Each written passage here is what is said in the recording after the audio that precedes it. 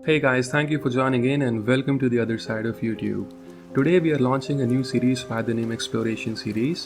इस सीरीज का ऑब्जेक्टिव आपको इंडिया के कुछ ऐसे प्लेसेस के बारे में बताना है जिनको कई रीज़न से हॉन्टेड माना जाता है. We'll talk about their past, वहाँ एग्जैक्टली क्या हुआ था, अभी कैसी सिचुएशन है, कैसे सर्कमस्टेंसेस हैं, and what all you should keep in mind if you plan to go there.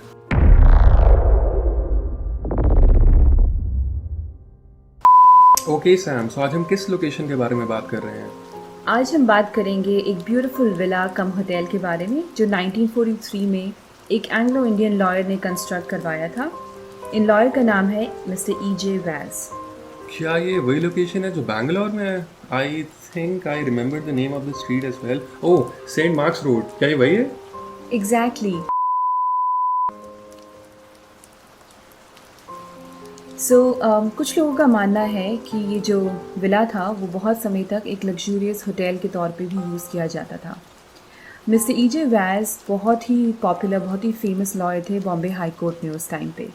और उनकी दो ब्यूटीफुल डॉटर्स थी. एक का नाम था डॉयस एंड एक का नाम था वेरा वैज. अब कुछ आर्टिकल्स में डॉयस का नाम डोल्चे लिखा है और कुछ लोगों ने डॉयस लिखा है. सो हमारे स्टोरी के लिए, हमारे इस एपिसोड के लिए हम उनको डॉयस बुलाएंगे.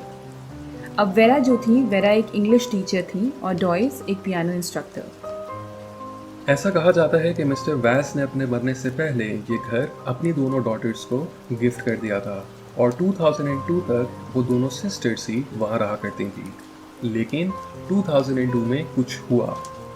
डॉयस, जिनकी एज उस समय 75 ईयर्स थी, उनकी किसी ने चाकू भोंककर हत्या कर दी. बट एग्जैक्टली हुआ क्या? एक रात जब दोनों सिस्टर्स अपने घर में सो रही थी तो वेरा को पास के रूम से बहुत तेज चिल्लाने की आवाज़ें आईं. ये आवाज़ें सुन के वो डॉयस के रूम की तरफ भागी और भागते टाइम उन्होंने देखा कि हॉलवे से एक यंग पर्सन एस्केप कर रहा है. अब क्योंकि उनकी उम्र काफ़ी ज़्यादा थी तो उस पर्सन के पीछे भागने के बजाय वो अपनी सिस्टर को देखने के लिए उनके रूम की तरफ दौड़ी. जब वो रूम में पहुंची तो उन्होंने देखा कि उसकी सिस्टर की बॉडी से बहुत सारा खून निकल रहा है. उन्होंने एम्बुलेंस को फ़ोन किया, पर ये सब देख के वो एक शॉक में चली गई. कुछ ही देर बाद वहाँ एम्बुलेंस पहुँचती है, लेकिन इससे पहले डॉयस को ट्रीटमेंट मिलता. बिकॉज ऑफ एक्सेसिव ब्लीडिंग उनकी वहीं उस घर में मृत्यु हो गई.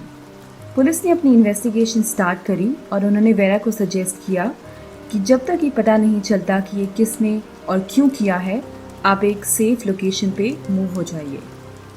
कहा जाता है कि डॉयस की बॉडी को उसी घर में बरी कर दिया गया था और बहुत सालों तक वहाँ पर कोई नहीं रहा. इन सालों के दौरान उनकी सारी बिलोंगिंग्स उसी घर में पड़ी रहीं. उनका पुराना फर्नीचर, डॉयस का पुराना पियानो और उनकी गाड़ी भी.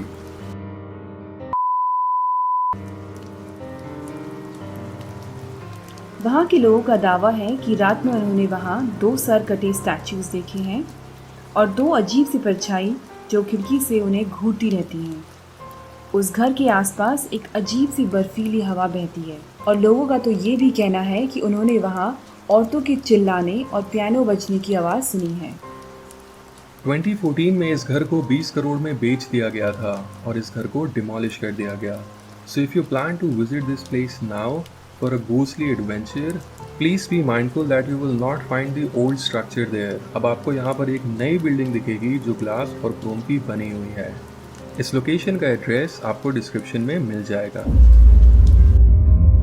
So that was the video guys. Thank you for watching and see you next time.